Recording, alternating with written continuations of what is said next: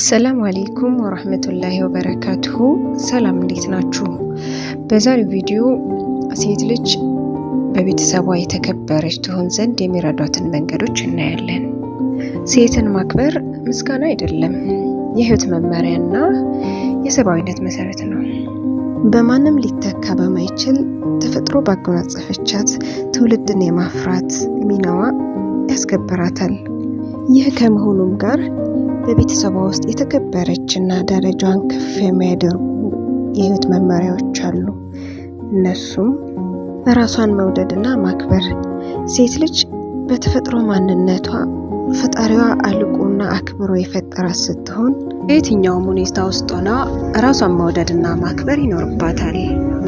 ባሏን የምታከብር፣ ትዳሯን በትኩረትና በጥንቃቄ የምትይዝ ሴት መሆን፣ ለባሏ ታማኝ፣ እምነቷን የማታጎድል፣ ፍቅር መስጠት የምትችል ተንከባካቢ ሚስት በመሆን ልጆቿን በተገቢው ሁኔታ ተንከባክባ የምታሳድግ እና ጥሩ ምሳሌ የምትሆን እናት በመሆን ልጆቿን በዲናዊና በዓለማዊ እውቀት የዳበሩ እንዲሆኑ አድርጋ በማሳደግ ቤተሰቧን የማስተዳደር ኃላፊነት በአግባቡ በመወጣት ለቤተሰቡ እድገትና የስኬት ጉዞ ታታሪ ሆና በመስራት ራሷን በማስተማር እውቀቷን የምታሳድግ በመሆን ከሁሉም በበለጠ አልቆ ለፈጠራት አላህ መገዛት፣ መታዘዝና እርሱን ማመስገን የዘወትር ተግባሯ ማድረግ።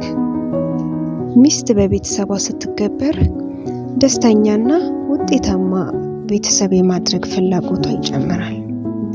ከሌሎቹ በበለጠ ሁኔታ የህይወት አጋሯ በሆነው በባሏ መከበር ትፈልጋለች። ሴት ልጅ ለባሏ የደስታ ምንጭ ናት፣ ልጆቹን ተንከባካቢ ናት፣ ለቤተሰቧ መድመቂያ ናት። ቤተሰቡን በሰላምና በደህንነት ከአካባቢው ማህበረሰብ ጋር ታስተሳስራለች። ሚስት ስትከበር በራስ መተማመኗ ይጨምራል፣ ሀሳቧን በግልጽ ትናገራለች። አለመግባባቶች ሲፈጠሩ በንግግር የመፍታት እምነቷ ይጨምራል። መከባበር ያለበት ቤት በፍቅር የተሞላ ይሆናል። እርስ በርስ የሚሰማሙ፣ የሚደጋገፉ ይሆናሉ። ነቢዩ ሰለላሁ ዐለይሂ ወሰለም እንዲህ ብለዋል፣ ቤተሰቡን የሚያዋርድ ሰው ደስታን አያገኝም። ሴቶችን የሚያከብር የለም እርሱ የተከበረ ቢሆን እንጂ፣ ሴቶችን የሚያዋርድ የለም እርሱ የተዋረደ ቢሆን እንጂ ብለዋል። ውድ ወንድም ሆይ ሚስትህን ሌሎችን ከምታከብረው በላይ አክብራት። ላንተና ለልጆች ድሎት የምታደርገውን ከፍተኛ ጥረት አድንቅላት። ቤት ስትገባ በሰላምታ ጀምር።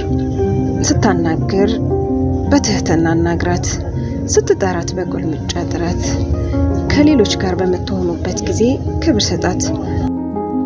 በዱንያም በአኺራም ሰላም ታገኛለህ። ቪዲዮን ስለተመለከታችሁ አመሰግናለሁ። ሰብስክራይብ በማድረግ ቤተሰብ ይሁኑ። መልካም ቆይታ።